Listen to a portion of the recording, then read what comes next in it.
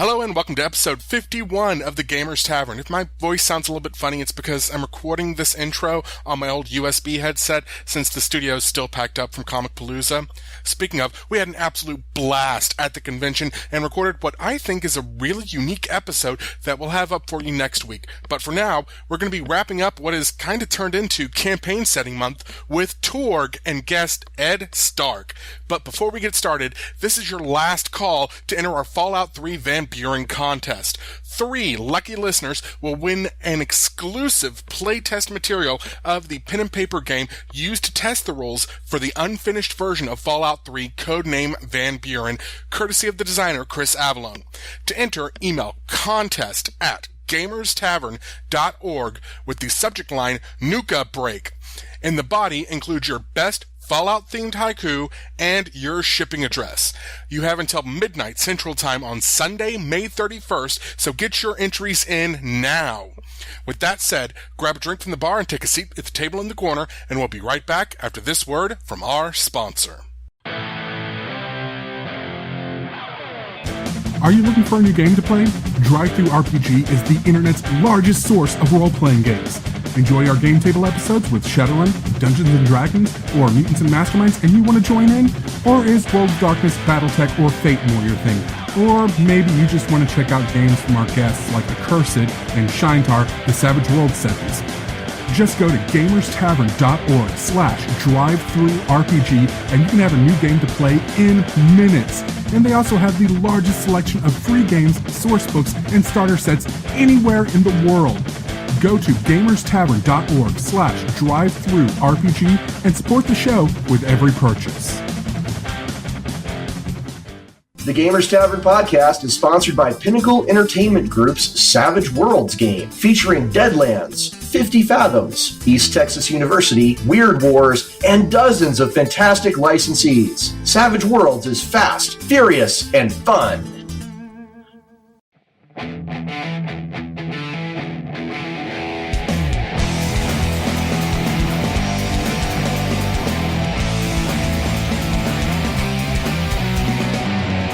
Hello and welcome to the Gamers Tavern podcast. I'm your host, Ross Watson. And I'm Daryl Mott Jr. And tonight we have with us a special guest, Ed Stark. Hi, I'm Ed Stark. Ed, thanks so much for joining us on the show tonight. Hey, I'm glad to be on. We're going to be talking about a really cool setting called Torg, which is something that Ed has had a lot to do with. But I want to tell the listeners actually a little bit because Ed is a really special guy to me personally, because without Ed Stark, and I like to say this, without Ed Stark, I don't think I would be anywhere near as far in my career as a writer, as a game designer, than without him, because he was kind of the guy who sat me down 14 years ago. It was Winter Fantasy 2001. I still actually have the convention flyer, Ed. I remember that. I think you're giving me a little too much credit, but go on. Yeah, he said, if you want to do it, just do it. I think you have what it takes. Go ahead and do it. And it was that push that I needed to get started in the industry. And we've kind of, actually, it's weird. We kind of run into each other. Ed and I did several times over the next few years, like at various conventions and whatnot. And then we actually started working together at Vigil Games about 3 years ago. Oh, more like 4, I think. Yeah, but yes, we did. I remember because you called me about advice about getting into the computer game industry, and I said, well, we desperately need somebody like you. Yeah, it was a serendipity. So I had an awesome chance to work with Ed, and while we were working together was the first time I played Torg. And I played it. It was a milestone for 2 things. It was a milestone because Ed was the GM, and it was also the first RPG I ever played with my father. Yeah, I remember he seemed to have a really good time too. Oh man, it was amazing. It was amazing. All right, well let's dive right in, because what we do here on the Tavern is when we bring on a guest, we like to ask them to tell the listeners a little bit about who they are and where people might know them from in the context of a gaming character sheet. Well, since we're talking about Torg, I can think about it in that thing. I don't know if I want to describe my stats. I like to think I have a slightly better than average intelligence and maybe a little bit of strength. My dexterity is not what it used to be, though. But I got a kind of a odd mix of skills, everything from scholarship English to creative writing to a little bit of game design and an odd bit of fencing that's been slowly degrading over the years. If you don't use it, you lose it, as it were. But my jump is nowhere near what it used to be. Now, people might know you in the gaming industry from D&D 3.0, isn't that right? Well, yes. I actually started with TSR back when, TSR was its own company in Wisconsin, and I was a lead designer in the Birthright group. And I know you know a lot about Birthright. And so I was about to say, if our listeners may recognize the name, it's come up many times on the show. Yeah. Well, I had the privilege of getting to design for that setting for about 2.5 years. And then when Wizards of the Coast acquired TSR, I moved out to Seattle with most of the company. And that was when we really started working on third edition in earnest. And I got to be the creative director for D&D third edition and 3.5, which means that I got to work with the design team and basically kind of be a facilitator, make sure that the lead designer, Jonathan Tweet, and, Monty Cook and Rich Baker and Skip Williams and all the guys who worked on designing actual third edition had what they needed to get everything going and worked with the rest of the group to transition from second edition to third. So, that was my first really big team leading experience, and it was kind of like jumping into the middle of the frying pan, as it were. But it was a lot of fun. We did third edition, then we got to do 3.5, and I even worked a little bit on fourth edition before I left for the computer game industry. Speaking of the computer game industry, you had a big release come out recently. Yes, I am a senior designer at ZeniMax Online. And we just published, about 6 months ago, Elder Scrolls Online, an MMO set in the Elder Scrolls universe. And, we're still working on updating and releasing more material for that. And that is totally badass. All right, thank you, Ed. That's a great character sheet. We've had a lot of great guests on this show with some impressive pedigrees. We've had guys like Scott Kurtz, John Kovalik, very recently, Rich Baker, Bruce Cordell, and of course yourself now. So I feel like the show is actually getting kind of a little bit of a polish by all these really great game designers coming through and joining us. So let's jump into the second section where we ask what you have been playing lately. And I'm going to go ahead and just start with Ed. What have you been playing lately? Well, oddly enough, I've been playing a lot of board games. I mean, every day I go in and I spend anywhere between 9 and 12 hours working on Elder Scrolls stuff. So one of the things that I do a lot is play a lot of board games, Eurocentric type stuff, or, things like, occasionally, just fun, weird stuff like Cards Against Humanity, or, games like, Acquire and everything. And then once every year I run a thing out of my house with my wife Jill called JatCon, and that's just a little home convention where we get about 40 people into our townhouse and we divide it up like a convention center, and we play games, and I get to play miniatures games and role-playing games and everything. So every year I get to play a ton of stuff in my own house, and then we play whatever is around. Like recently we went through a big Circus Maximus spree. Awesome. That's like a chariot racing game, isn't it? It's chariot racing, and anybody who tells you it's a racing game has been corrupted by the idea of winning. Really, it's racing around in chariots and trying to slaughter other people while hitting them with whips and running them over with spiked chariots. Nice. But yeah, technically you are trying to cross the finish line first, but who really wants to do that? But yeah, so we play a lot of games, both at work and at home. I'm also playing, some D&D. I'm actually going to be getting into a new 5th edition campaign. We play tested 5th edition back before it came out, but I hadn't had a chance to really play it in depth. So I'm going to get a chance to play that later on, probably beginning of next year, I expect. Yeah. Oh, and I did just run a game sort of based on Torg. It used a similar card mechanic and die mechanic, but it was sort of a homegrown thing that I'm working on. That's awesome. Yeah, so lots of stuff. That is great. Daryl, what have you been playing lately? I actually got to play. I talked last week a little bit about my friend was setting up to run an urban-based Thieves Guild kind of Pathfinder game. And I got to play the first adventure of that, and surprisingly enough, it was actually a dungeon crawl. For the first adventure, we were sent to retrieve the MacGuffin from the wizard's shack, who the wizard's long gone, and no one knows where he is.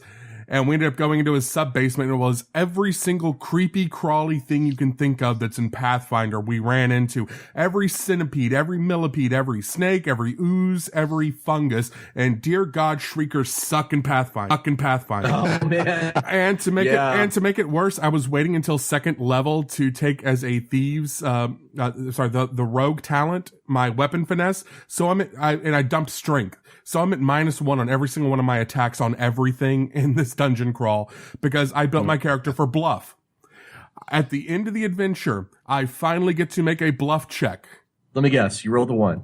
Bingo. Oh my God. Oh, I hate it when that happens. I was going to say it's hard to bluff a shrieker, but be very, very quiet. No, what it was the thing we were sent to retrieve was our patron is dwarf tavern. She keeps the tavern. She used to be part of the old Thieves Guild before it collapsed. And she wanted this tin of a salve that she wouldn't tell us what it was. And when she got back, she took a big scoopful of it and put it into her beard. And she said, so what do you think? And so the bluff check was to do that thing that every single guy on the planet knows where it's like, oh yeah, it looks awesome. When you have no idea what the hell they're talking about after they get back from the salon. Nice. And I rolled my 1. Wow. Oh, I can hear your voice. Oh, it looks awesome. All right. So Pathfinder, anything else, Daryl, or is that pretty much the sum total? That's pretty much it. Let's see. As for me, I've been playing Sentinels in the Multiverse, which is just this beautiful card game. Sure, yeah. Oh, you played it, Ed? I have not, but there are guys at work who've been playing it, and I got to watch a couple of sessions recently. Oh my God, it's so good. Mm-hmm. I got it on my iPad now, and I've been playing it on my iPad. It's on iPad? I didn't know that. Yeah, the base set is on iPad, and you can unlock some of the advanced characters and stuff. It's great. Okay. I'll have to try that. In terms of board games, Spartacus. I bought Spartacus after playing it once with Shane Hensley. My God, that is a great game. Crap, I gotta find another Christmas present for you now. Well, you know what you could get me is the expansion because it takes it from 4 players to 6. There you go. Let's see. In addition to that, I have been running a D&D 5th edition game of Birthright. Big surprise there. In fact, it is set in the Cities of the Sun. It is set in the Kanasi realm. The Zangi Valley is where we're at. And I have a group of 7 players, which is 3 couples and another a good friend of mine. So I have almost an even mix of men and women, which is kind of unusual for me. And it's really exciting, really fun. Everybody's having a great time. And one of my friends, he brought his wife Kate to the game, and she'd never played any role-playing games ever before. And man, I tell you, when you're talking about like that perfect new player experience, this is it. She jumped in with both feet, bought her own dice. She's now playing games in her hometown, which is about an hour and a half away from me, right? And then coming and complaining to us about how they're not doing it right, which is awesome. Great. Oh, she's amazing. She's listened to every episode of the podcast. So hi, Kate. Thanks for being awesome. Thanks for listening. So that's what I've been up to. Yeah, I could, of course, talk about the Star Trek Online stuff, but I will probably save that for another day. That's great that you're doing Cities of the Sun. I think that was the first product I ever touched in the Birthright line in a lot of ways. Because I got brought on when that was being edited, and so I kind of helped out a little bit. You know, Sue Cook was the editor on the project, and I just did like a little bit of proofreading.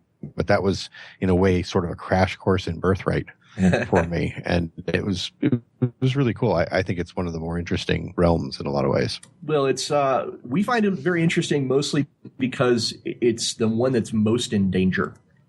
Like all the other regions, with the possible exception of Vosgard, you know, are kind of doing their own thing, and they're going to be, you know, you get the feeling they're going to be okay if nothing, you know, really changes. But if nothing changes in the Cities of the Sun, they are kind of doomed. So, yeah.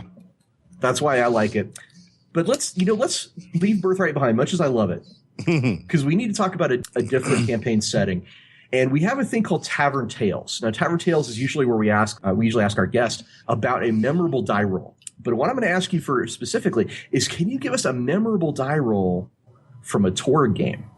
Does it have to be one that I made? No, not at all. Okay. So, and would it be okay if I gave you two? Yeah, sure. Okay. All right. Little strange because, so the first one happened during a playtest. Do you remember an adventure called High Lord of Earth? I've heard of it. I don't think I've read it. Okay. So High Lord of Earth, the whole idea behind Torg is that, or the fictional idea, is that all these different realities are invading Earth, and they bring with them their own axioms, their own natural laws. So if you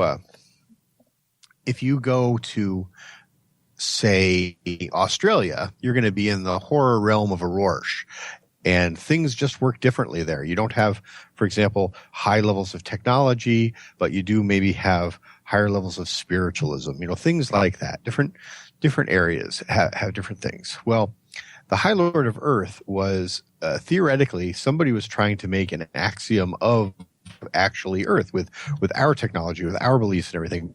But this was not a good person. This was not a good guy who was doing this. And so he was trying to take over Earth and sort of rebuild it in his image. And that was kind of scary.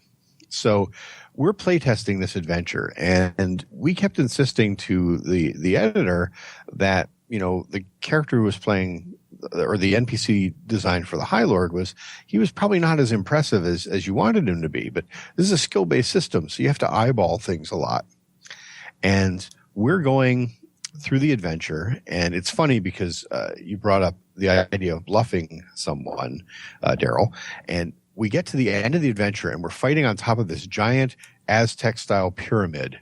And as you do. Yes, as you do. And, lightning flashing all over the place, and all of us are doing all kinds of crazy things. We're all from different realms.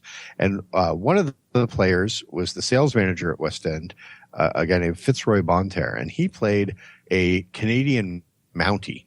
He was an Earth hero, and he had a lot of good combat skills, but his best thing was actually charisma. He was a very charismatic guy, and he had intimidation. And so he makes a roll. And if you remember how Torg works, if you roll a 10 or a 20, you get to roll again and add. Well, he rolls a 20, and then he rolls a 10. Nice. And then he rolls like a really high roll, and then he spends a card that gives him another roll, and he just adds onto it. And basically what he's trying to do is he's trying to intimidate the High Lord of Earth, and generally when you intimidate someone in the combat system of Torg, you get an advantage in the next round. They lose an action or something. But he rolled so spectacularly that really the only thing the game master could do was have the guy kind of collapse into a heap crying. He just so exceeded the thing. And so the entire adventure comes to a somewhat unsatisfactory conclusion, although humorous, with the potential High Lord of Earth lying on top of the ziggurat calling out for his mommy. And so that was pretty good. And it was pertinent because it also told us, hey, we got to bump this guy's stats up or this is going to be ridiculous. So that was the first one. The second one was at the end of an adventure that I ran called Operation Hard Sell. And it was about the Nippon Tech, which was kind of like a Blade Runner-esque society that had taken over Japan and was actually trying to mask their presence because they weren't that much different from Earth now, technologically speaking. They were a little bit more advanced. They were ultra business and everything. It's just this really nasty corporate espionage place, and they were trying to take over a chunk of Western United States, imposing their reality on it. And one of the things they had were these giant, 8, 12 feet tall, robotic samurai that they used as bodyguards and things for their big executives. Well, the guys who were playing in the game had just fought their way through this nasty underground complex and were just setting off the things that were going to, destroy the complex and foil the Nippon Tech plot. And one of these giant samurai comes running after them, waving a flaming sword, and their only escape is to try and climb up this missile silo. And everybody is down to their last possibility. Everybody is wounded. Everybody is fatigued. They're all just dying to get out of there. and one guy gets up there and he's got to like pull everybody else up, and they're using the drama deck to solve a complex problem, getting everybody out, and there's no chance everybody's going to get out until one guy rolls a 20. Nice. And another 20. And another 20. And everybody's spending their cards to help him. They pulled the party out just as the silo explodes, destroying the entire complex. And basically, they got the exact number they needed to roll to get everybody out alive. No one had any possibilities left. No one had any cards left. Everybody was either, critically wounded or something like that. And they just all lay there gasping. And you could look around the table, and the entire table is essentially laying there gasping.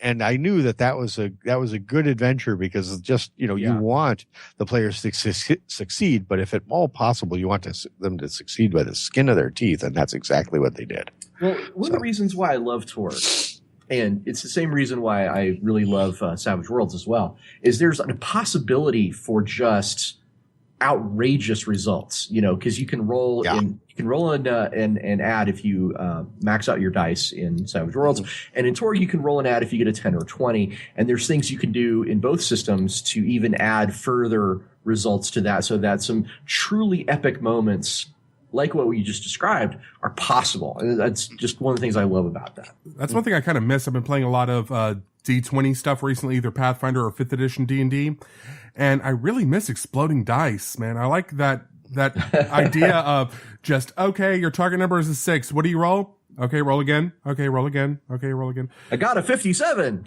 Well, and the thing is, I like the exploding die mechanics. We put one in 2nd edition Star Wars for that very reason. And I tend to, that's one of the things I tend to add to games, even when I'm playing D20, I use home rules for it. But actually the other part of it that I like even more is the player control. In Torg, you've got cards and you've got possibilities that you can spend. Other games have similar sort of aspects. I like it because, you were just talking about the bluff check that went horribly wrong. There's nothing wrong with that. You want to have things go horribly wrong occasionally. That makes for a good story. But you also want things to be able to go right sometimes. And sometimes the die just doesn't cooperate. and it ends up, while sometimes it can end up being a really cool, funny story like the bluff thing, sometimes it can just be frustrating. You're like, you made all these great plans and it just doesn't make any sense to you that things fail. So if you save up your resources and you plan and you conspire and then you spend all these resources at once, it can be good. And Torg really facilitates that, because not only does it have these additional things, but it has that whole build-up mechanic. I mean, I don't know if you remember, but the whole drama deck is organized around the idea that during a standard encounter, a standard scene, as they called it, the players have an advantage. They're going to tend to go first. They're going to tend to get the better cards. They're going to tend to have other advantages over the stormtrooper level NPCs, over the grunts and the minions. But then when you get into the big boss encounter, everything reverses. The bad guys all have the advantage. The cards always come up for them. So players have to use that build up. They have to use those early encounters to set themselves up for success later. And that's how you have something like I described at the end of Operation Hard Sell, where the players, if they hadn't saved those resources, if they didn't build up, they would have either failed or they would have, died heroically saving the area, because it's got to be dramatic. And the GM can throw so much more at you when he knows, hey, these guys have things that are going to be able to deal with it. I'm going to, start draining their resources, in D&D, which is a game system I love. If the bad guys roll too many criticals, you're just dead. Well, there's always raise dead or resurrection, but true. Yeah. So, let's talk about the drama deck a little later, because I want to get back to that. But first, I think for the listeners, I think what we should probably establish is just kind of the general overall idea of what is Torg. The other role-playing game. That's what it stands for, right? Well, unofficially, yeah. That was the code name for it, and it sort of demonstrates what happens when you stick with a code name for too long.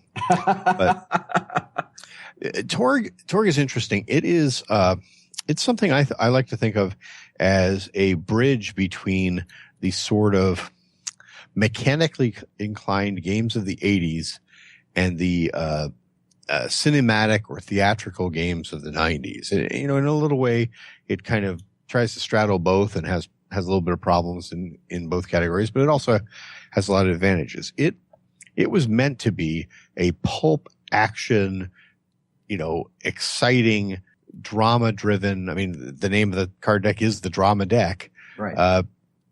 Game. It's supposed to be a high powered, high excitement game that, even though it's multi-genre, even if you look at all the genres, they are drawing from the old pulp action. I mean, the Nile Empire is 1920s, 1930s Shadow, Green Hornet sort of adventure. The Living Land is, well, it's the savage land. It's the savage world, the dinosaurs and stuff roaming the earth. Aurora, while it's a horror realm, it's not the despair necessarily of Call of Cthulhu. It's more the battling against, the horrible evils, Bram Stoker's Dracula sort of thing. I like to think of Horror as kind of the Hammer horror film. Yes. Hey, that's a great analogy. Yes. But anyway, that's the thing. It's pulp action. It's high adventure. A lot of games, like you mentioned, Savage Worlds, drew on some of that nature. So yeah, Torg's supposed to be a high agency, high player agency, high adventure, high drama game. It's definitely not something you want to take too seriously. I mean, we ran Torg campaigns and everything, but it's really one of those things that I think actually runs best as, really short mini campaign. It's almost like the mirror edge of Call of Cthulhu. I mean, most people don't run the same Call of Cthulhu characters over and over and over again, mostly because they tend to go insane and die. Torg, you probably don't want to run the same characters over and over and over because they'll just essentially become gods. And well, you made an interesting note there about its kind of historical significance. Just to be clear for the listeners, Torg came out in 1990, which is almost 25 years ago at this point. Yes. And right at the beginning of the 90s, you did see a movement in role-playing games away from heavy mechanics and towards storytelling, towards a more narrative experience. Yeah, and often at the expense of game mechanics. well, possibly, but I don't mean that in a bad way. Just putting your emphasis where you want it. Yeah. Now, I want to say that Torg's cinematic, particularly, it had a very particular cinematic emphasis. It was trying to emulate the feel of a film in a lot of ways. Yep. And I want to say a lot of that was actually kind of inspired by Greg Kostikian's work on the Star Wars game. Oh, yeah. Yeah.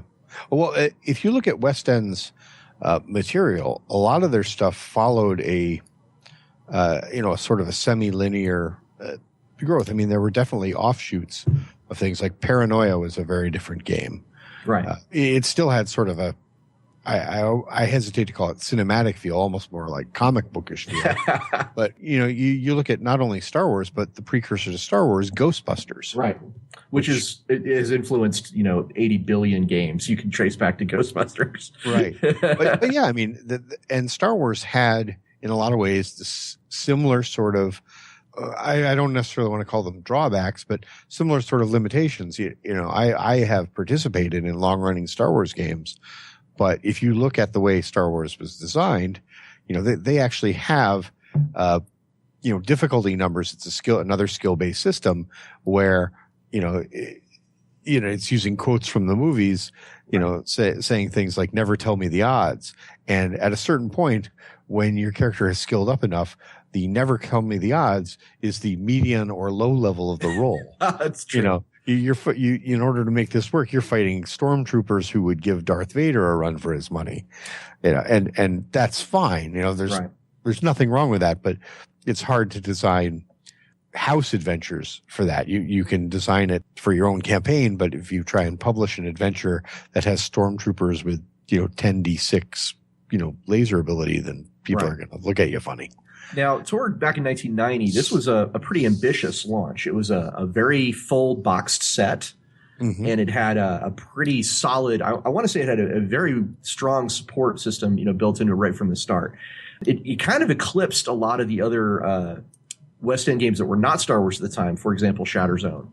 Well, I mean, Shatter Zone was evolved from Torg. I mean, 1990 was Torg, and then the idea with Shatter Zone was we had our Star Wars cinematic game, which of course had come out before either of them. But the owner of the company, Scott Palter, really wanted to have a more hard science fiction based game, you know, something that felt a little bit more like the military science fiction that he was a big fan of, you know, more like things that, you know, came out later, like, you know, David Weber's Honor Harrington books and, you know, things like that. And you know, the Vorstigian books, you know, stuff like that.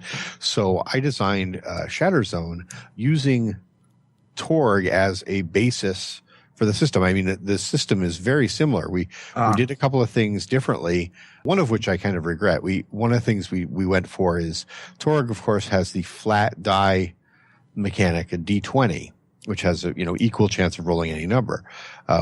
In Shatter Zone, we went to a 2D10 system, which of course gives you a bell curve, which gives you a more normalized odds. You know, you had a greater chance of rolling something in the middle of that curve, hence less heroic rolls. But I think that was a mistake, to be honest. I apologize for being confused there. I thought no, that's okay. I was wrong about that.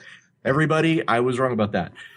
It's oh my okay. God, Ross admitted he's wrong. It's been 20 years since that came out. But I mean, Torg was already, you know, when I started with the company, the Torg box set had come out, and I got to work on a lot of the later supplements. And then I designed Shatter Zone, and then did essentially another thing when we designed Masterbook, which was going to be essentially the West End house system. And we published a whole mess of games under the Masterbook, you know, logo. And again, that was still just an evolution of Torg. It was never meant to be anything more than, hey, let's see what we like about Torg and see what we can make a little bit better. Well, you know, part of the reason why I mentioned that it was kind of an ambitious launch, what I was really kind of getting at with the idea that it was ambitious, is because Torg was actually up against another huge release by a different company, but on a very, very similar setting. And of course, we're talking about Rifts from Palladium Books. Yep. So you had Rifts coming out and Torg same year. Mm-hmm. One was a box set, which was Torg. It was complete game. And then the other was really just kind of, it was more of a launch, a Kickstart launch, if you will, for a long line of source books, which is Rifts. Mm-hmm. And yeah. So it's curious. You know, I mean, I just want to point out to the listeners, like, you know, back in the 90s, this was a big deal. This was like, you know, when you have two movies show up at the same time, like when you had, what do you call it? Tombstone going up against Wyatt Earp, and they're both the same, you know, both films about the same thing, but they're by different people. 84, Back to the Future and Ghostbusters, and was it Raiders of the Lost? No, it wasn't. It was Temple of Doom, all in the same summer. Something like that, yeah. So there's an even better example, really, and that's Big Trouble in Little China and The Golden Child. Oh, yeah, there you go. The reason I mention those is if you ever read the history, both were being planned separately. And it was just weird because both were very different from anything that was coming out at the time. But then when the studio behind Big Trouble in Little China found out that Golden Child was being planned and had Eddie Murphy and all this other stuff going, they got nervous and they said, "Oh, geez, we got to get our thing out a little quicker, and we got to see what we can do to make it, you know, catch on." And in a lot of ways, that was sort of Torg, because they found out that Rifts was coming out, both parallel development. Nobody was going after anybody else's stuff. That was not the point. But Torg, as a result, got maybe rushed out a little bit.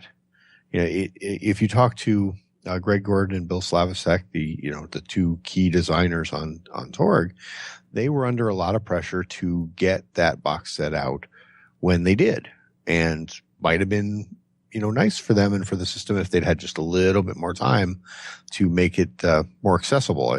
I mean, Torg was a fabulous game, still is a fabulous game. But one of the things that I know they always said was, boy, I wish that people would understand the rules a little bit better from reading it.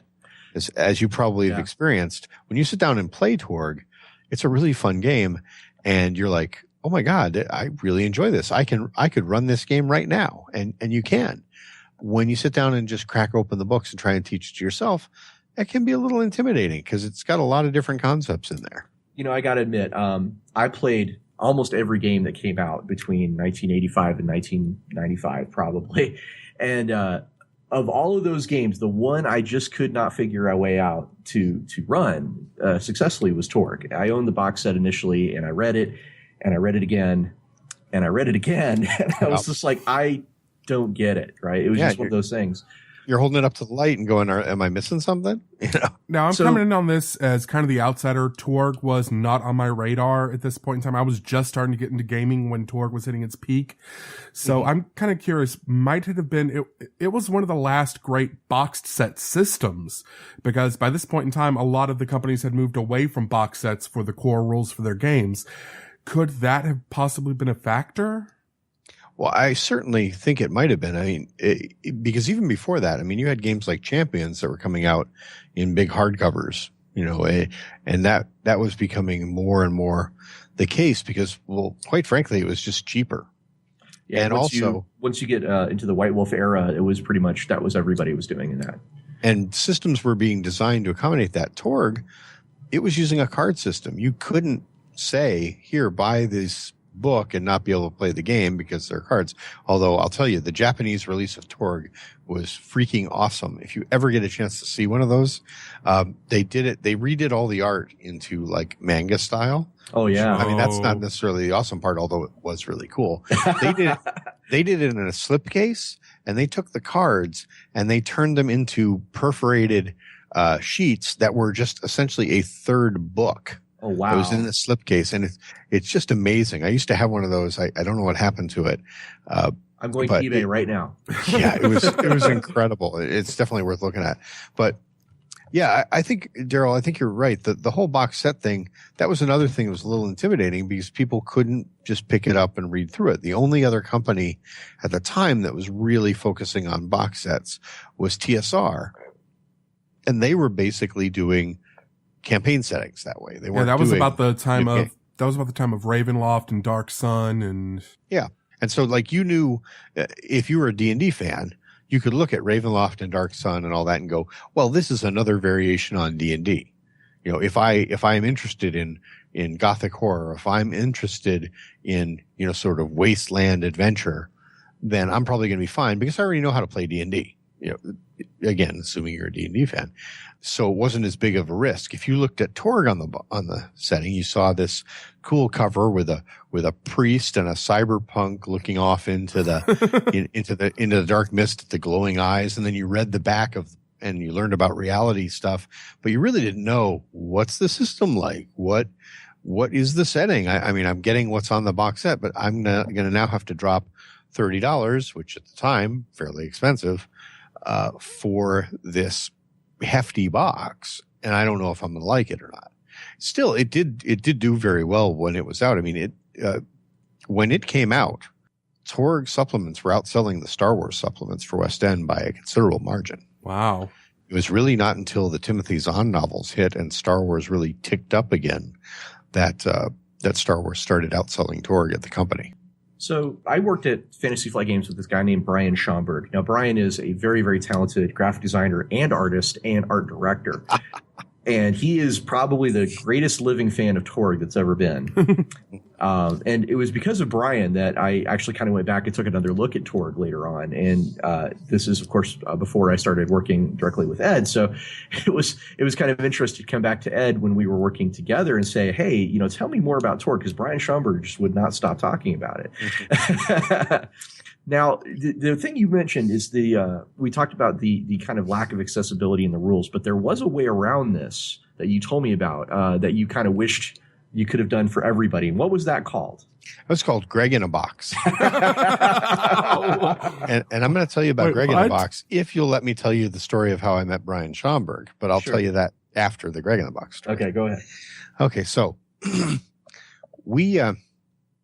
when Torg first came out, actually, the year before Torg came out, it was announced at Gen Con that we're going to come out with this game and it's going to be awesome.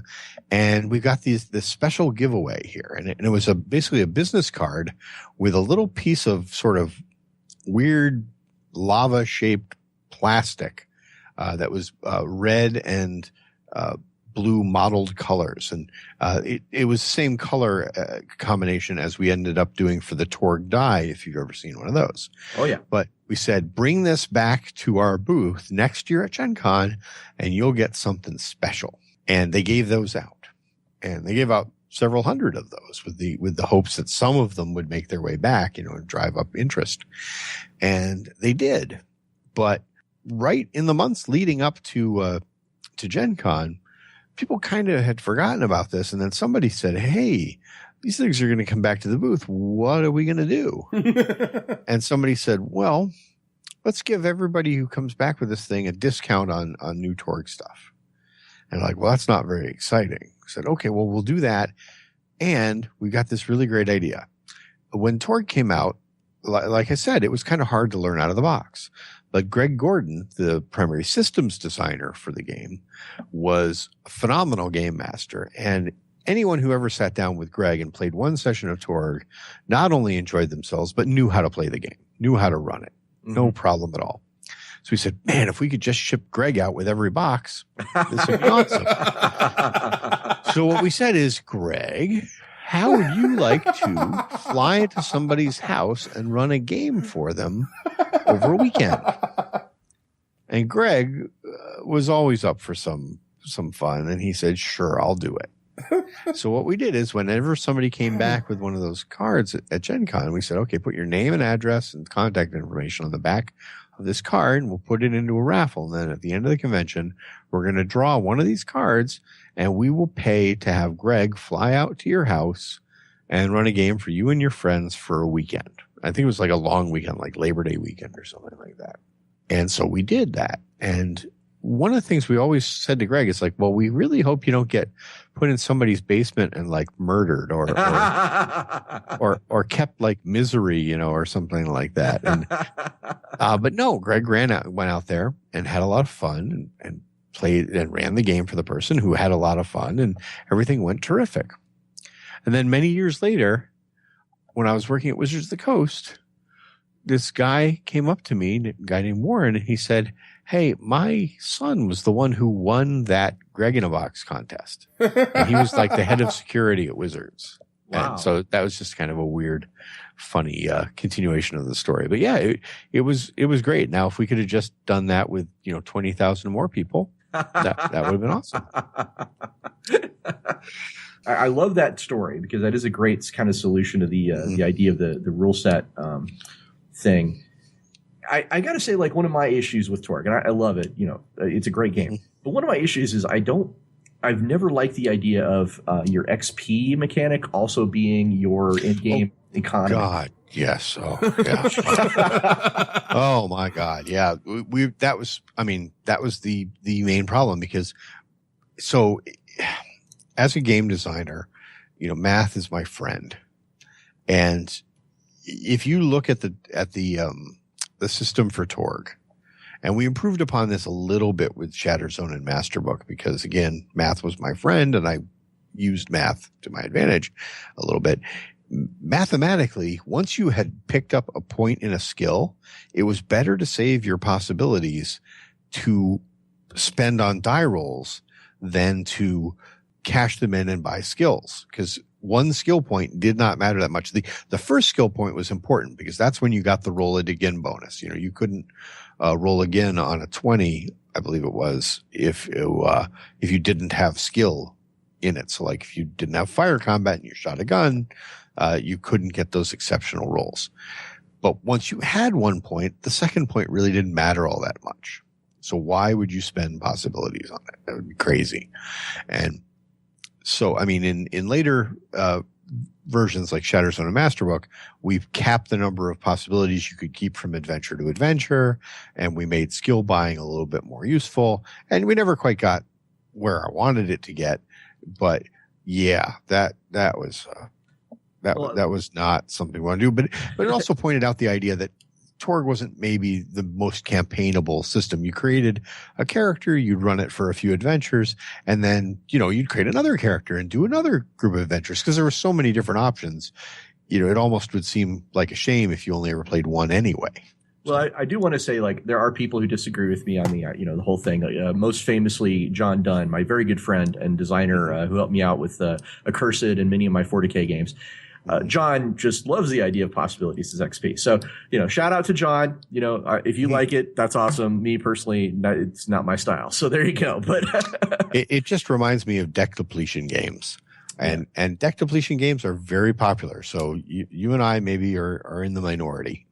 Well, let's get back really quick to the drama deck, because I think it's one of the most interesting parts of Torg mechanically is that you have this deck of cards, and the deck.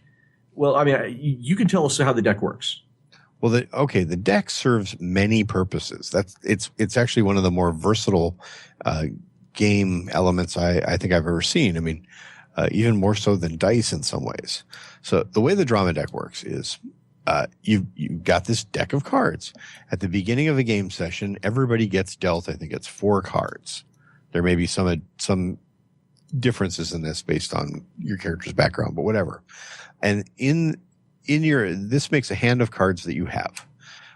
On each card, there's a section that has essentially a bonus. And that's what you're paying attention to when you have a card in your hand. And the bonus might be something like adrenaline, which gives you a +3 to any physical skill check. Or it might be something great like a hero point. You can spend this card and roll the die again. There are a whole host of different bonuses that might be there. And that's when you've got it in your hand. And you can't just throw those cards anyway. There's actually a gameplay mechanic that's sort of the ramp up mechanic I was discussing earlier, where you have the cards in your hand and you have to put them down in front of you one at a time as the combat or encounter it continues, and then you get to play them. So it actually lends itself to the cinematic. And that's only one aspect of it. Another aspect is when you get into a encounter, you flip over the top card of the deck and it tells you the initiative. There's no rolling for initiative like in D&D. You're told that, in this particular round, the heroes go first and the villains go second, or the villains go first and the heroes go second. And then it might also have additional effects like, the heroes get a flurry. That means they get to take 2 actions this round, or the villains are stymied. They don't get to do any rerolls if they roll 10s, or, all kinds of different modifiers. And again, it drives the action. It sets the stage, It really, really reminds me of what Wizards of the Coast did in 4th edition D&D with their cards that they added in as additional bonuses, as kind of a lightweight version of that mechanic that came, 15 years later or 20 years later. Yeah. I mean, the Wizards of the Coast, the 4th edition set was really more an emulation of feats and skills and magical items and stuff translated into cards. But yeah, I mean, Bill Slavacek, who was again one of the designers on Torg, he was the head of RPG R&D at the time when 4th edition was being worked on. So, don't be surprised that card mechanic got in there. If I may, my favorite part of the drama deck is that when you flip a card over for initiative, there's actually a little keyword on there that has an incentive, because if you do an action related to that keyword, you get to draw an additional card. Yeah. See, that's another, that's a whole other thing the drama deck does. And you're right. And Ross, what types of actions are almost never those actions? Well, it's easier for me to say it this way. 9 times out of 10 in a role-playing game encounter, your best option is – sorry, not your best option, but your most commonly chosen option is to strike with your most powerful attack. Yep. And the drama deck incentivizes you to do things other than that, which is why I love it. Right. Yeah. You almost always see things like intimidate skills or trick, maneuver. Right. Exactly.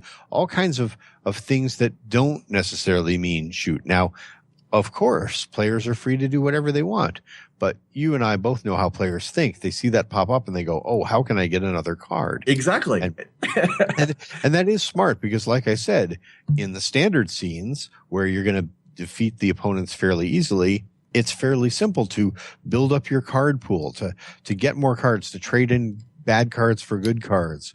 Well, there aren't really any bad cards, but, lesser effective cards.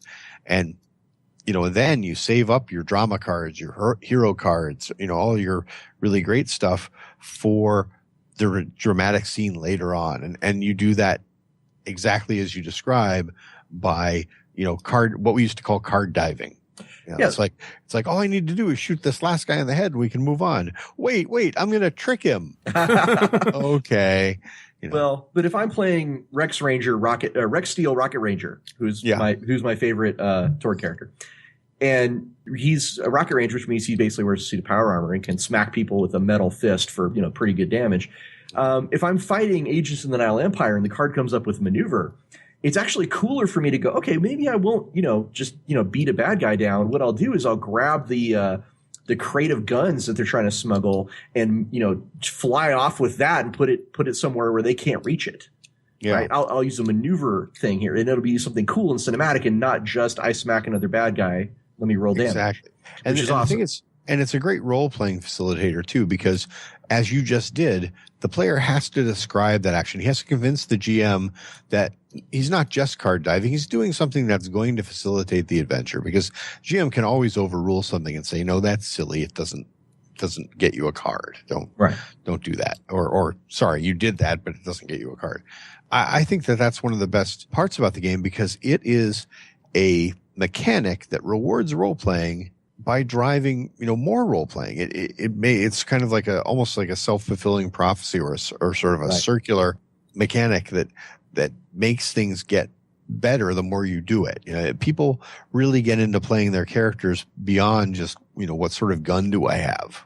Absolutely. But the drama deck is not done. The drama deck does even more. There's another line that a lot of people don't really understand very well, because this was very hard to explain, but it's the complex skill check. Now, how often in movies and TV shows, action adventure things, do we see bits where a character is under some sort of pressure to accomplish an action? Like, for example, you're on the top of a train and you've got to get to the controls, and you've got to stop the train before it goes off the edge of the cliff and all this other stuff. Well, unfortunately, in most role-playing games, that becomes a simple series of skill checks, and the player usually knows whether he's going to be able to make it or not. And he's like, well, I got to make my climb check, I got to make my jump check, and I've got to make my, engineering check, and bammo, I've saved the train. And he knows what his odds are and everything's like that. Well, the dramatic skill check line on the drama deck actually sets it up so that these opportunities may not always present themselves. Kind of like in a movie where, the player is trying to move along the top of the train. Well, he flips over the card, and in order to succeed, he's got that line has to come up with, say, an A. That there's numbers A through D on there, or letters A through D, not numbers, but it's late at night, at least where I am. And this reminds me of like a Indiana Jones movie when he's trying to do something and usually a bad guy gets in the way or something happens. Complications. Right. Complications. That's what they're called, So I flip over the deck and, the card says BC. Well, that means I can't progress. What happened? Oh my God, the train tunnel is coming up. I've got to fall to the ground, and I've got to try not to get hit. So, okay, make a dex check. All right, I've flattened myself out. I'm okay. But now one card has gone. I only have a certain number of cards, that the GM has told me there's a time limit. If you don't do this within 10 cards, you're going to fail, So there's this drama. You don't know what you're going to be able to do every round. And that's another thing that that the drama deck does is these complex skill checks. It helps drive the action and the drama, and, give some sort of uncertainty to these things. And it has other things too. There's all kinds of other mechanics. I don't want, it's hard to describe it, just through audio. It's better to sort of lay it out, but I encourage people to at least take a look at the drama deck. I'm sure that you can go online and download versions of this and see all the stuff, because to be honest, you could take the drama deck and with a little bit of modification, throw it into almost any game out there right now, even if you weren't using Torg. You could figure out a way to do it. Finding the correct contact lenses and the perfect frames for the fashionably nerdtastic can be a hassle in the big box stores, so that's why I use AC Lens. From the most fashionable frames and hard-to-find prescription contact lenses to the perfect contacts for your next cosplay, AC Lens has all the bases covered at your fingertips without the hassle of leaving the game table. Just go to gamerstavern.org/AC Lens, LENS. They have amazing offers, including up to $300 in savings for a year's supply of contact lenses, and with a 100% satisfaction guarantee, what's not to like? There is even a special deal for Gamers Tavern listeners, $5 off any contact lens order of $50 or more. They have everything you need to keep your eyes healthy and happy. So check out gamerstavern.org/AC Lens today for all your eye care needs. And we're back with Ed Stark talking about the Torg setting. Hi. Hi, Ed. We spent the last bit of the show really getting into like the mechanics of what makes Torg distinctive.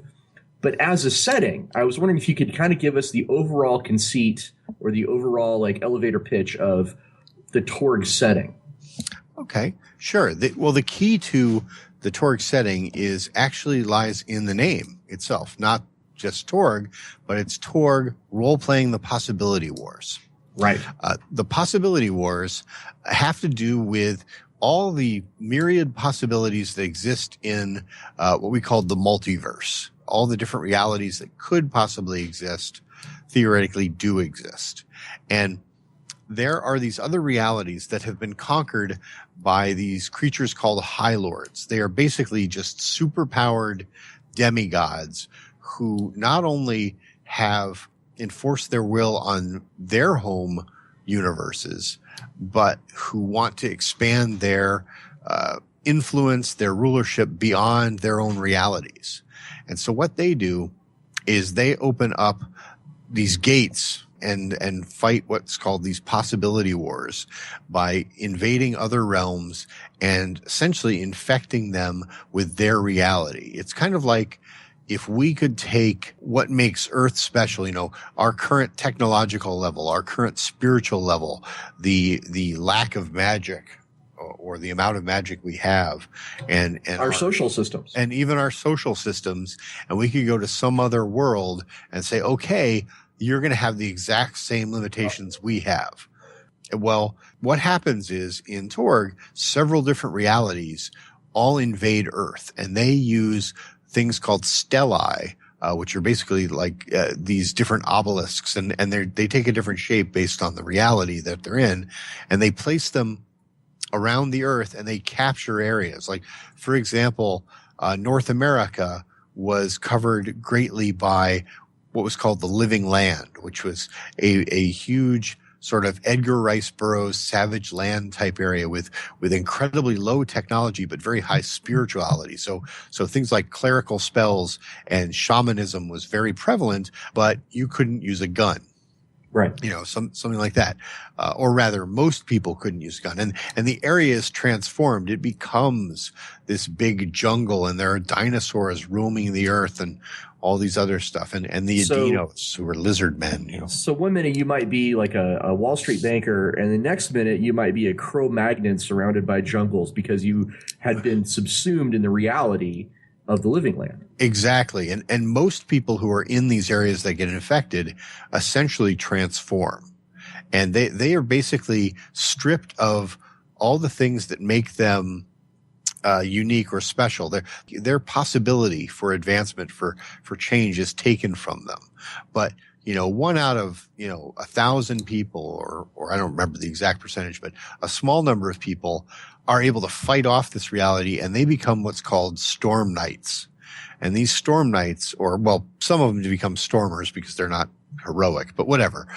Some of them are able to retain their own reality, and so they're able to move through these different realities and still operate under their own axioms. So a Earth person who is stuck in the Living Land would still be able to use a gun, would still be able to use the social systems that he have, would not transform into like a Cro-Magnon man, but would instead be a modern man in these areas. And they can use those things. They can even go to other realms. Like part of Europe was taken over by a land called Isle, which was more of like a medieval fantasy type realm with, dwarves and elves and things like that and magic.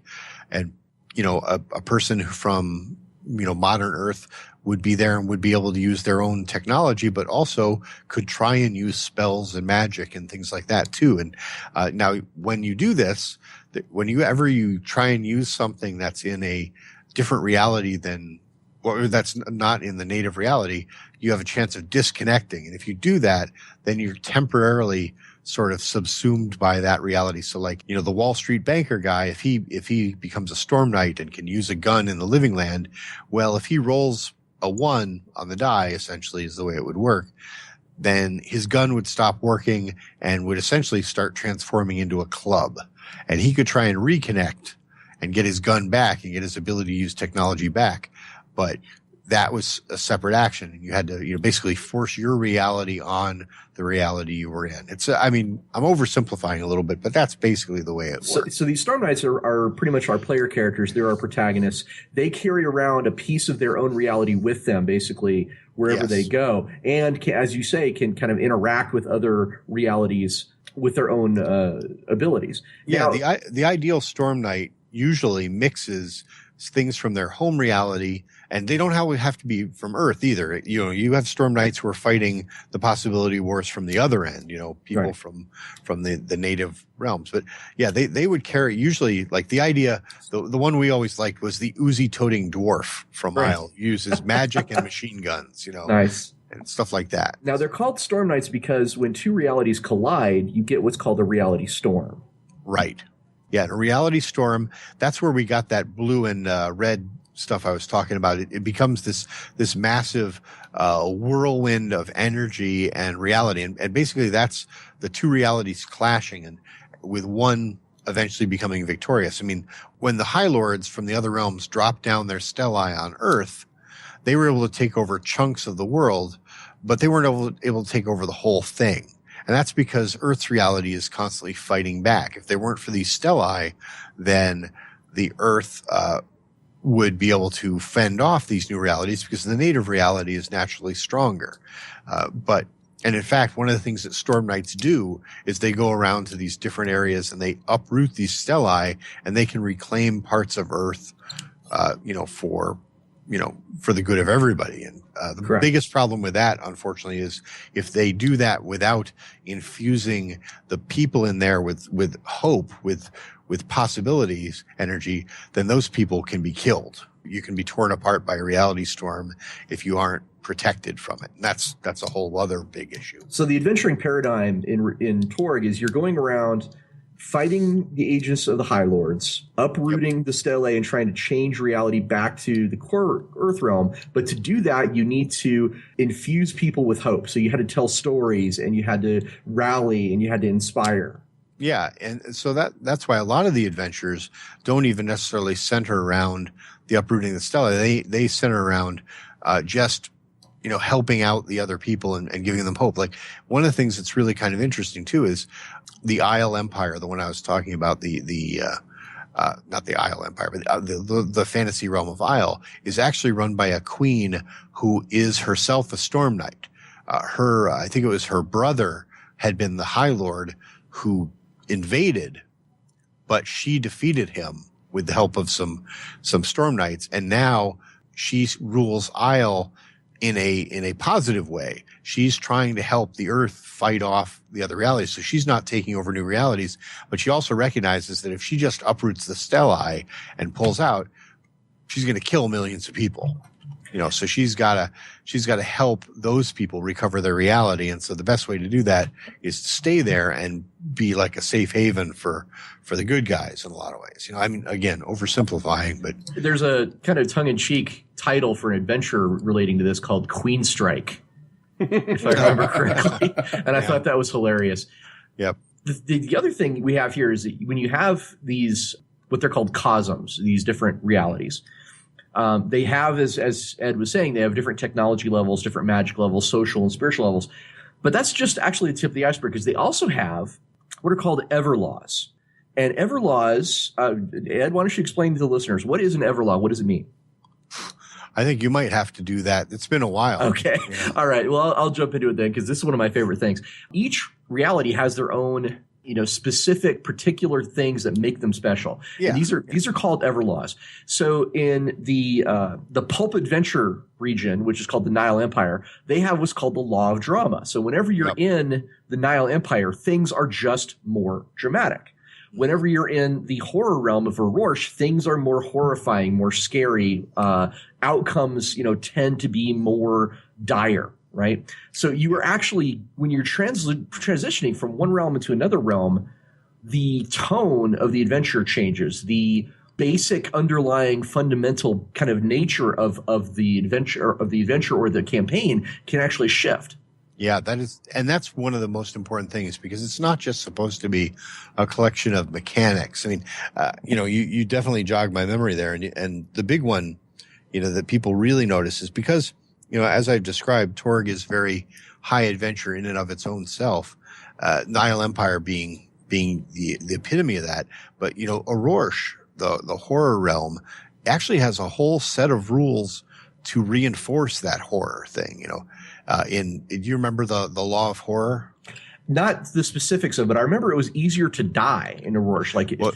Yeah, like definitely. The odds of you getting that last minute reprieve from the explosion are much lower in Aurorsch than they would be anywhere else. Well, it's harder to counter negativity, because the High Lord of Aurorsch is much more powerful than he was. The guy who basically started everything. He started the whole deal, and he has a tighter control over his realm than any other High Lord.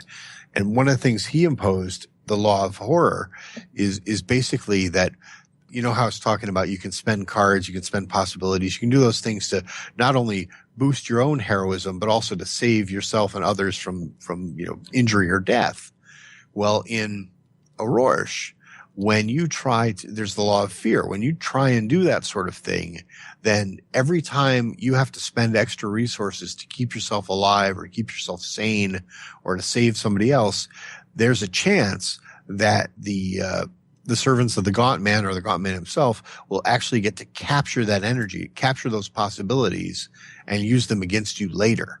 It's really kind of a devious mechanic, because when you're adventuring in Aurorsch, every time you spend something, there's a chance that the GM is just going to say, oh, well, I'll take that, and we'll keep that possibility or that card for later use by the bad guys. And that's just scary and intimidating of itself. So again, we got a situation where you've got the drama of these realms, but the mechanics reinforcing that drama. Right. And even Core Earth, which is our home world, has its own Everlaws, which I don't recall what they are, but it's important to note that each cosm has this difference in the basic fundamental underlying bits of the campaign. Well, one of the big things with Core Earth, and again, why 7 realms or whatever decided to invade it is very rich in possibilities. And so part of the Everlaw of Earth is that there is such a great chance for storm nights, that there is such a great chance for reality shifting. We're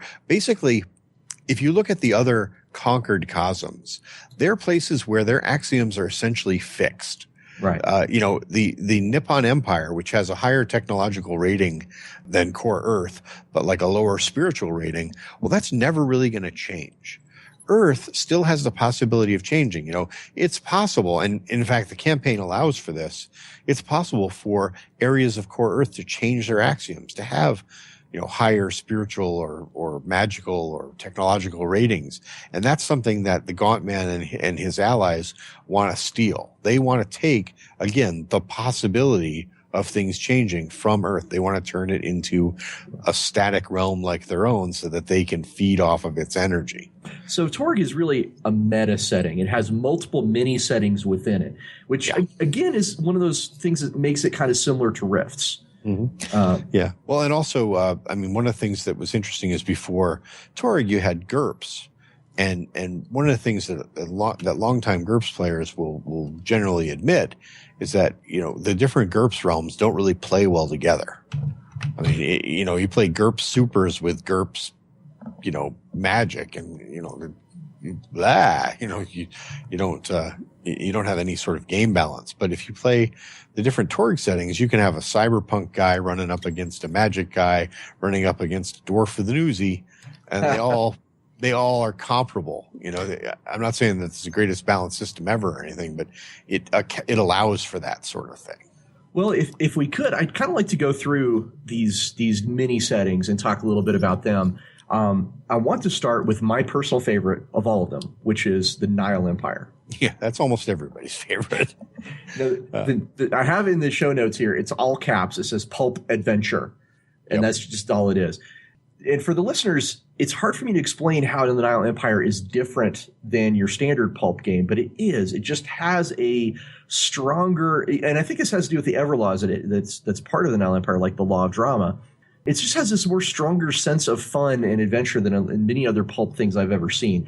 And they did a really neat thing where they combined your typical pulp adventure genre with early superhero stuff as well. Yeah.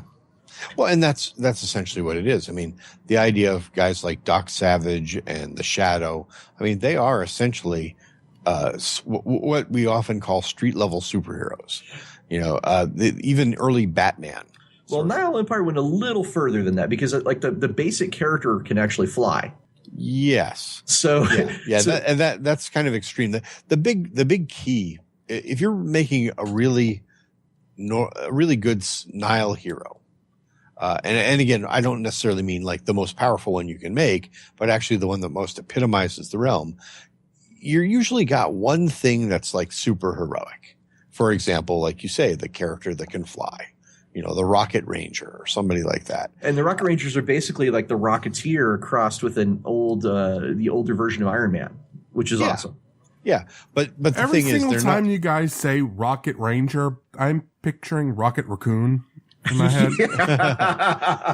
Which would not, if you think about Skippy the Adinos Rocket Ranger, that wouldn't be all that far off. Oh my gosh! But no, the idea with the Rocket Rangers or with any of those guys is you're kind of, I don't mean one trick pony because you're not, but you're like a sort of, heroic character. You've probably got good strength, good speed, good intelligence. You got all those other good things going through you, but you got one thing that makes you extra special. You can fly, in this armored suit and the armored suit is not generally more heavily armored than say, bulletproof vest type thing. But you can fly and bulletproof vest won't let you do that. Or like the Shadow or something. Like we had characters that were based on all kinds of pulp guys. And it's like you got this one way to, bend reality or something. Those were the really good Nile Empire characters. The ones where you started being the everyman and being able to do all kinds of different super things while mechanically allowed was not encouraged because you really wanted to have that one trick that really identifies you. And it should be a good one. I mean, it's not going to be, a lousy trick, but it's going to be something extra special that everybody, knows you for. That's your big thing. Well, speaking of things that are really well known, I think possibly the second most interesting realm is probably the cyber papacy. Yeah. Cyber papacy was pretty awesome. I mean, it combined the idea of cyberpunk, and we were all big fans of R. Talsorian's cyberpunk game, with not only the idea of, cyber implants like, mechanical arms and eyes and legs and things like that, but with an interesting, situation called the GodNet. And that is the sort of, the virtual reality, of, Neuromancer and such like that. And it did something that I always thought was really clever.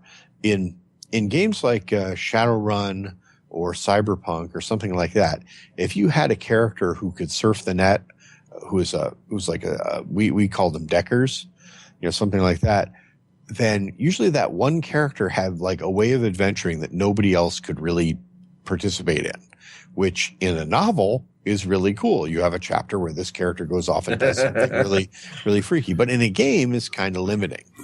So, as our previous listeners will know from the many Cyberpunk and Shadowrun episodes we've done. Okay, yeah. Well, but what the cyber papacy did that was kind of cool is you had the ability to bring along your friends, and your friends were essentially imps, using the sort of the computer game terminology of it. And so you might have, like, for example, all right, I'm the Decker and I come into the GodNet, which, by the way, is a holy version of, Neuromancer sort of thing. There are angels and devils and stuff. It's like a virtual heaven, virtual hell. Really kind of creepy and cool all in one. But anyway, I go into the GodNet to do my adventure thing. I bring the rest of the party in, and basically based on my skill, they're able to bring in characteristics of themselves. But in a lot of ways, that really works great. So like, let's say I go in and I've got, the Rocket Ranger with me, and I've got the Earth action hero, and I've got a Nile Empire pulp hero, and I've got, a Savage Land warrior and something like that. Well, what they would do is they would bring along essentially the skills that made them the most of what they are. So they wouldn't necessarily be able to bring everything, but like, for example, the warrior guy brings along his combat skill. The soldier brings along his tactical knowledge. If there's a magic using character, she brings along like her, magic using skill and nothing else. She becomes an imp, a sort of one-dimensional character. But in that one dimension, she is actually more powerful in the GodNet than she would have been outside of it, if that makes any sense. So like, she can cast spells. She can't really do much of anything else, but her spells are tremendously effective. And it's really interesting because it gives that Decker the opportunity to really shine, to do something special, but it doesn't detract from the party element. They all get to play. Yeah, and if I was going to say, like, my favorite way to describe the cyber papacy, and this may not be entirely accurate, but I always felt it was, like, the coolest way to look at it, is it's a combination of cyberpunk and Cardinal Richelieu and the Musketeers. Oh, God, yes.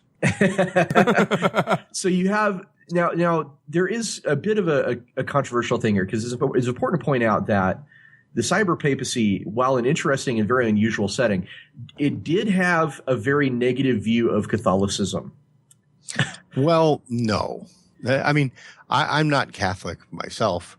My wife was raised Catholic, but it had a negative reflection of the worst of what organized religion could be. I mean, it focused on the idea of inquisitions and abuse of power and all that. Real Catholics, people who really follow, Catholicism, can recognize that no, that's not what this is. That's a false pope. And in fact, we even brought that up, that the idea is this guy is a false pope. This is someone who is perverting, the teachings of Catholicism for his own benefit, not a comment on actual Catholicism. I'm just saying, I think you'd have to agree, though, that it is a sensitive subject to get into when you're talking about a real world religion. Oh, and we got a lot of I'm not exactly going to say hate mail, but we had a lot of people express concerns over that. Yeah, I definitely agree with that. I just wanted to be very clear that it was not not real Catholicism. Understood. No, yeah, it was not in any way meant to be that. It was supposed to say, here's what happens when bad people do bad things. Right. To pull on the TV tropes thing, this is not the only fandom thing we're going to talk about on this podcast when it comes to Torg. Well, and again, very, very clearly, I want to make it without a doubt to the listeners, I love Torg. I love almost everything about it. But sometimes I think looking back on something that is like 25 years old, you can point at some things and go, well, maybe that didn't work so well, or maybe that was, a little, off the reservation. Right? Yeah. Well, and I think it is important a lot of times when you do that to look at the context of it. Was it a bad decision for the time? Sometimes yes, sometimes no. Is it something that we'd change now? Sometimes yes. Well, sometimes no. I mean, have you looked at the old Looney Tunes cartoons, for God's sakes? In that vein, why don't we talk next about Nippon Tech? Tell us about that one. Well, that one is one of the more difficult realms. I got brought in when that was when it was being developed, when it was being edited. You got to understand that West End being a small company, development and editing went hand in hand. We had a very short period of time to get a book out the door. And Nippon Tech, in a lot of ways, had some of the elements of Birthright in it, because the emphasis there was twofold. One was kind of the idea of high-tech ninjas and samurai. And that's kind of cool and interesting. The other high part was mega corporations, big business. And there was actually a game system whereby the idea of the High Lord of the Nippon Empire, or of Nippon Tech, basically propagated his system by taking over companies. Mm-hmm. And I can't think of a less exciting role-playing scenario than that. But much like Birthright with its domain rules, we had a whole system that supported that, and we play tested it, and we let it out the door.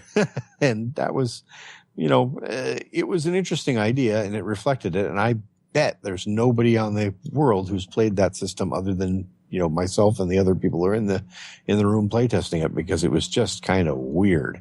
Well, I think it's fair to say that, the idea of the Japanese being, heavily involved in business and technology was a reflection of the times, because especially when it comes to cyberpunk genres, that was a very prevalent idea in the late 80s, early 90s. Yeah, I want to. One of the few things I can chime in on this episode on is this one. There is apparently some sort of backlash against Torg. I read online. Granted, Wikipedia is my source on this, but at the time, it was part of the genre, especially if you're talking about cyberpunk. If you're going to blame Torg for this sort of Nipponophobia, you've got to blame Shadowrun. You've got to blame Cyberpunk 2020. You've got to blame every single other game in the genre, because that was part of the zeitgeist of the cyberpunk movement at the time. Well, looking back, I think we can certainly say it's insensitive. Like from our perspective right now, it's a very insensitive approach to. And it was based on real world fears at the time, right. But those fears turned out to be completely unfounded. So, well, I gotta say, from my perspective, this is the first I've ever heard of that. I mean, I heard a lot of the cyber papacy stuff. I'd never heard anything about Nippon Tech. I can definitely look back on that and agree that that's definitely an insensitive approach, I guess. But it certainly wasn't. It was so. As I had it explained to me, and like I said, I didn't actually work on the book. The emphasis was supposed to be the idea that a realm was moving into a part of the world that was going unnoticed by a lot of the rest of the world, but actually noticed by the people who were there. The idea that the secret invasion. Well, yes, yeah, and the thing was that the secret invasion that a lot of people didn't notice, probably because of, like you say, the prejudices or whatever that were being reinforced by the setting, and that's unfortunate. But also in the story context, the people who were there did notice and were fighting back. I mean, you had, the Japanese storm knights who were like, "This isn't the way this is supposed to be. This is, not right. We're going to fix it." So yeah, like I said, I'd never actually ever heard of any of that stuff, and I'm very sorry if that sort of thing, offended people or anything. That would be terrible. The only other thing I want to point out, well, I'm sure that people realize that this was not intentional, but well, I mean, but it still should be stated that that's now that I think about it, that is, it is too bad that we didn't even notice that at the time. Didn't even think about that. Like I said, it was part of the pop culture at the time, because you had Michael Crichton's Red Sun novel and movie came out about the same time. They were about the same topics and got kind of the same flack at the same time, but it was much more subdued because... Well, let me just point out one thing here. The name of the book is Nippon Tech, and in Japanese, their word for Japan is Nihon or Nippon. So it's like you made a book called America Incorporated.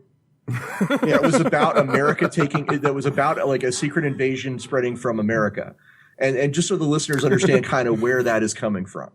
I believe there is actually a book that does exactly what you're talking about. No doubt.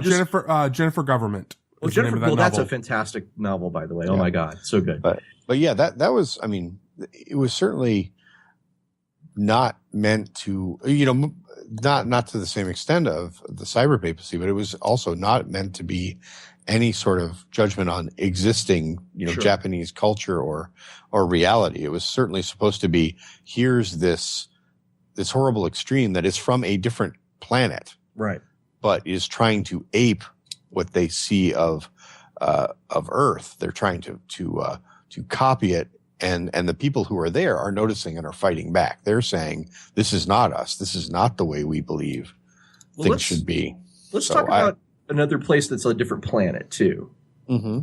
And I think this is another really interesting realm. It's called Tharcold.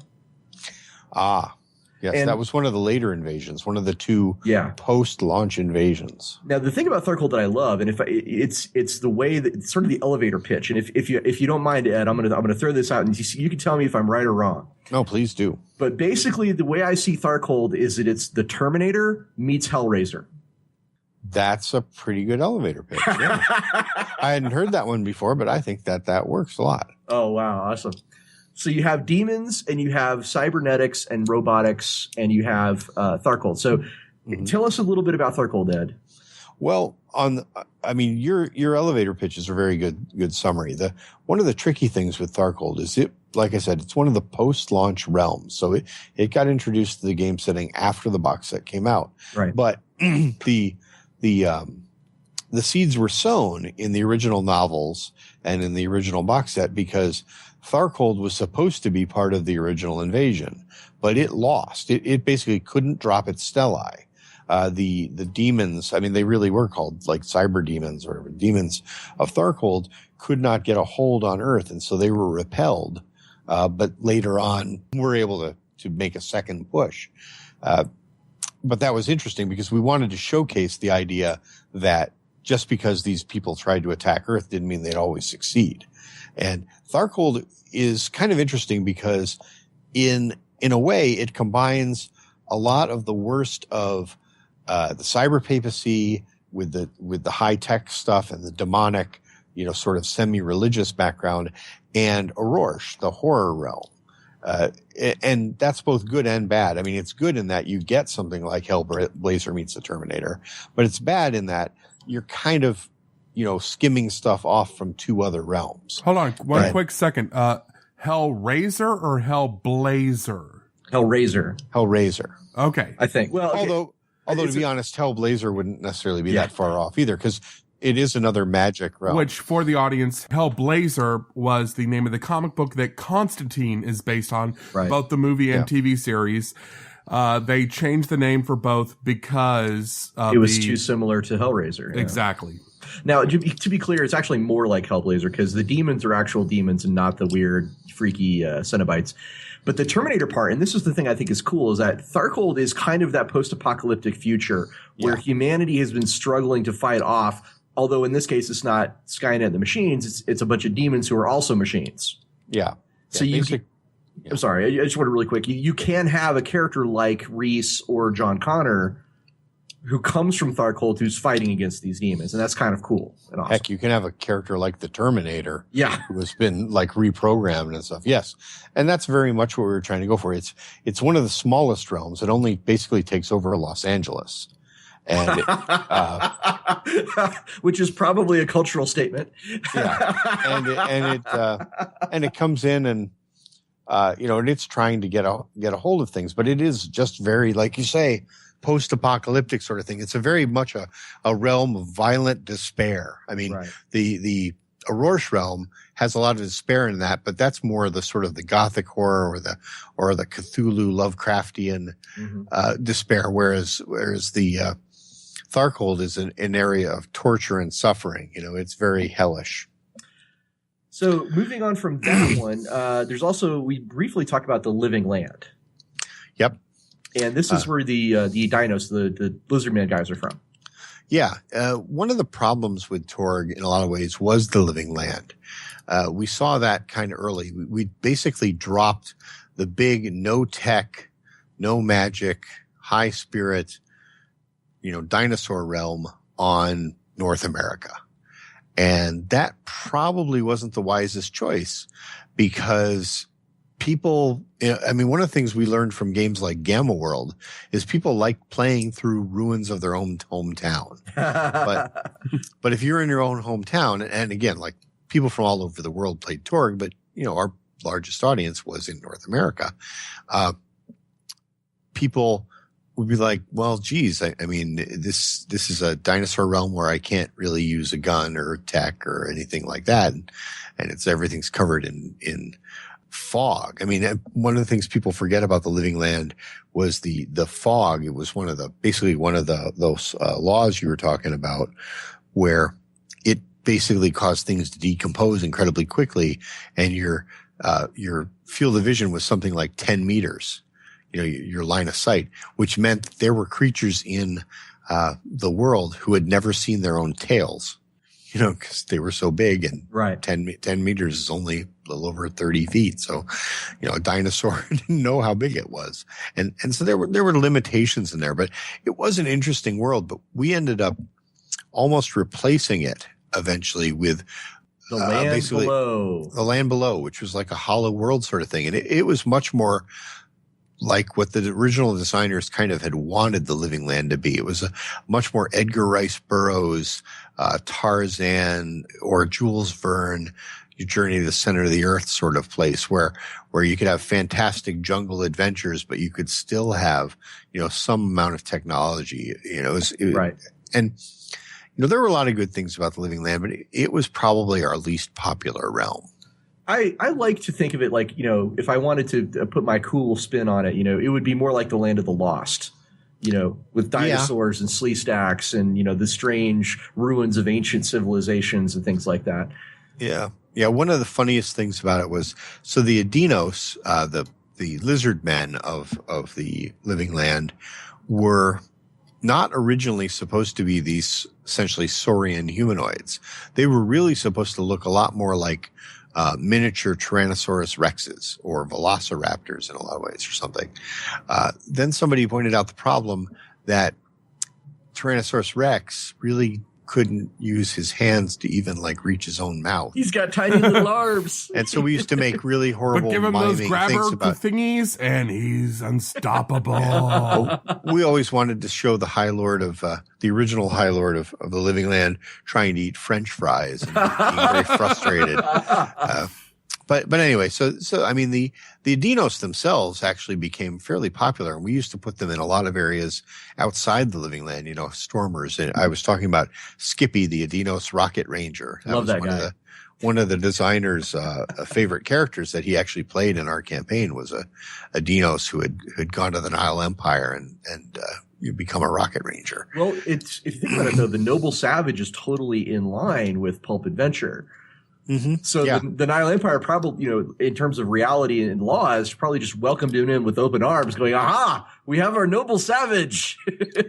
That's what we thought. Yeah. So, but anyway, yeah. So the Living Land, and the other thing was, one of the first books I worked on when I was brought into West End was Pixod's Practical Grimoire, which is basically a collection of magic spells.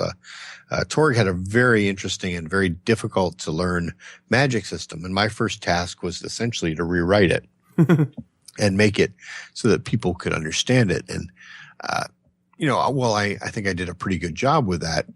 It was one of those systems that could be pretty heavily abused if you were careful.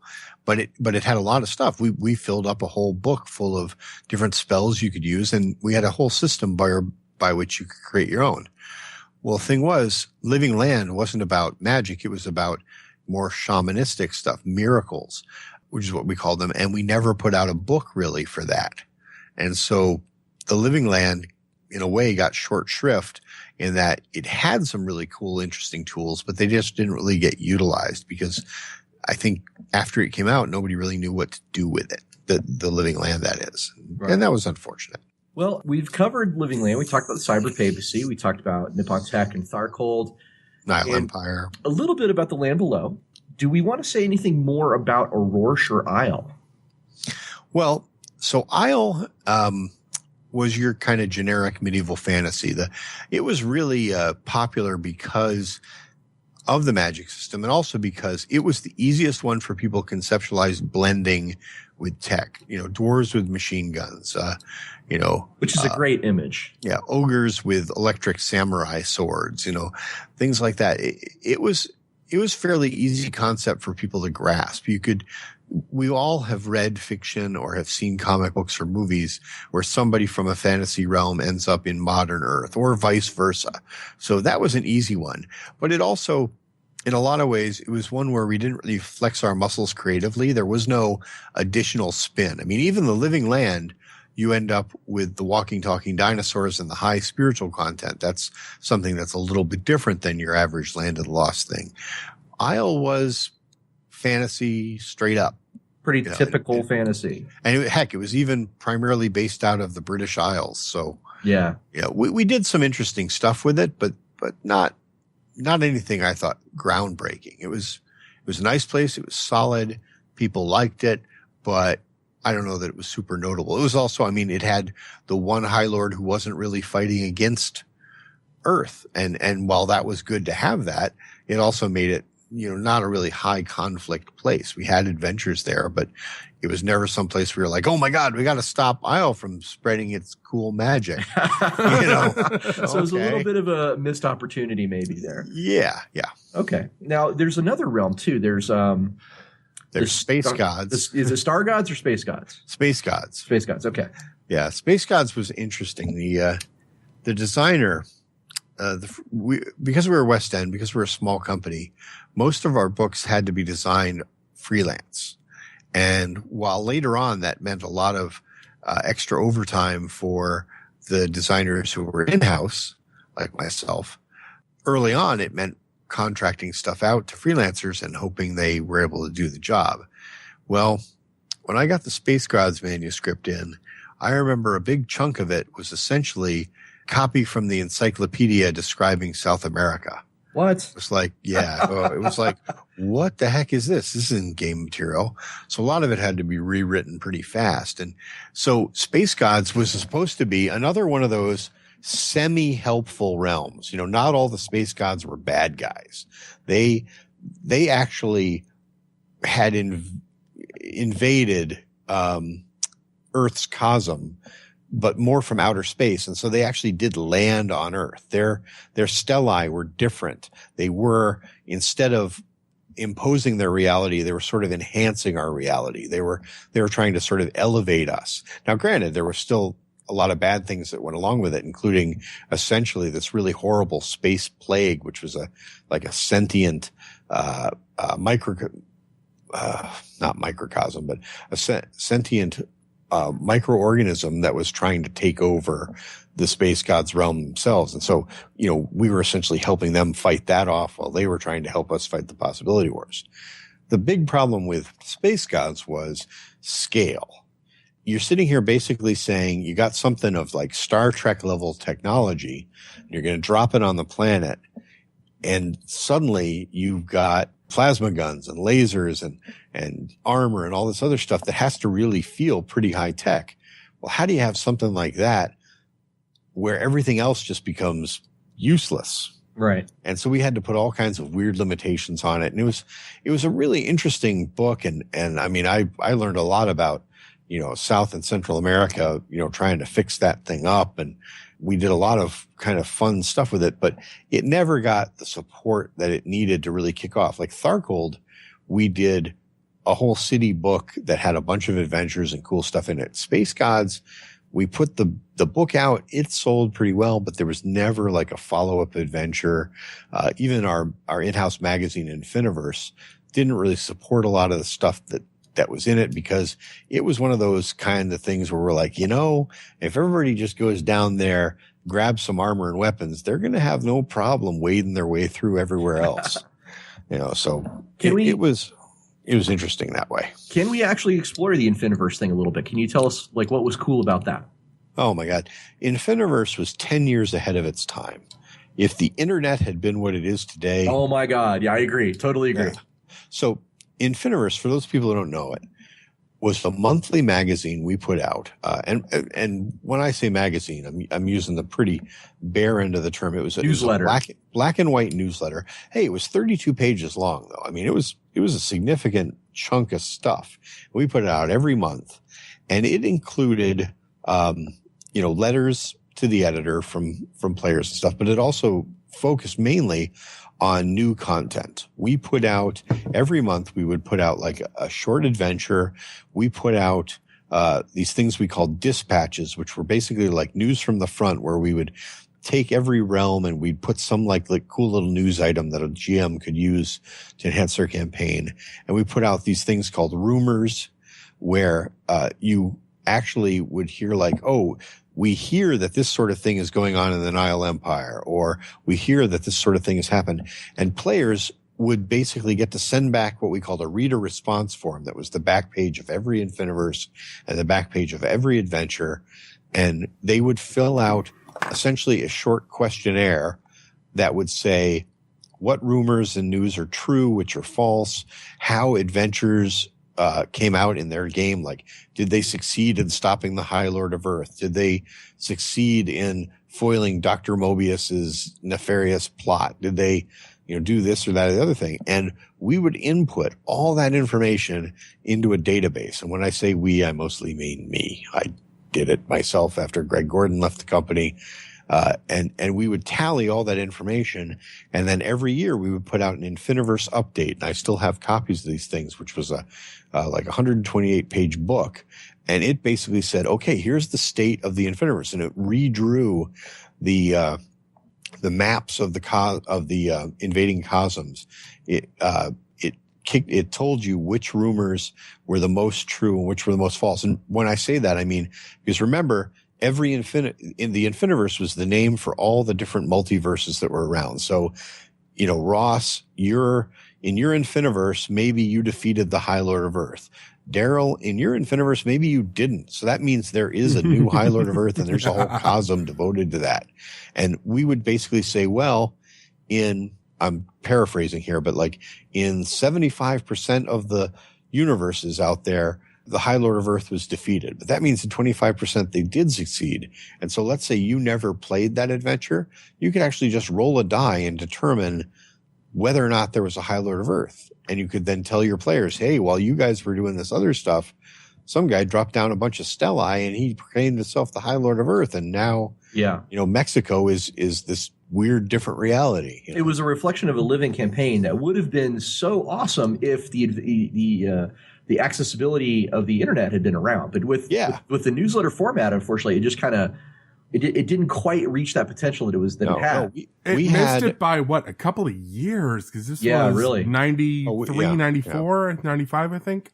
Yeah, I mean, the first Infiniverse newsletter came out with the box set in 90, and we updated that thing monthly until I left the company in 95. And after that, I mean, I think they still did it like bi-monthly or something.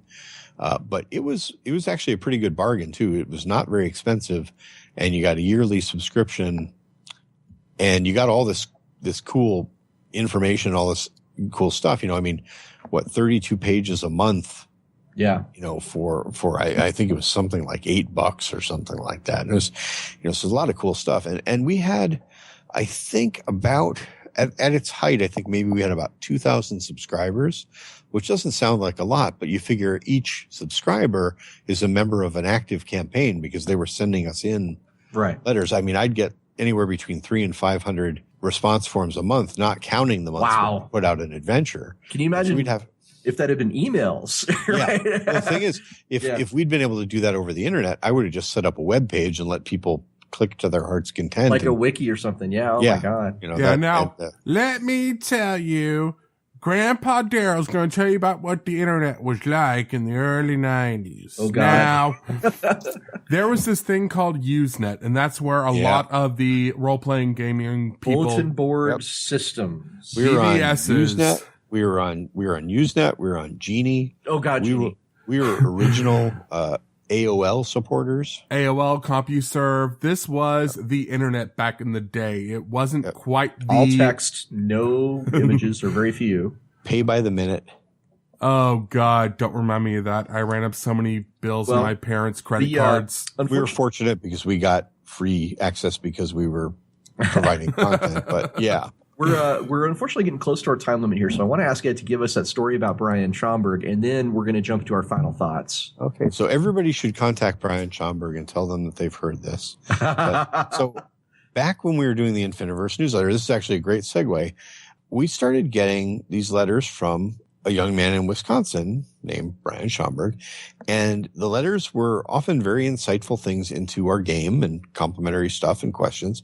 But they also always included a 3-panel comic. I believe it was called High Lord Humor.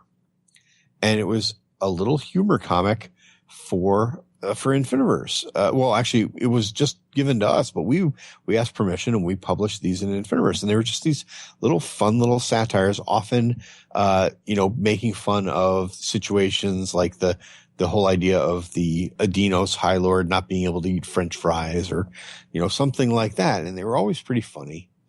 And so at one point we decided we needed to hire another graphic artist. And I said, hey, why don't we talk to this Brian Schomburg kid? And I don't know what prompted it, but everybody at the company had just sort of assumed that Brian was like 15 years old.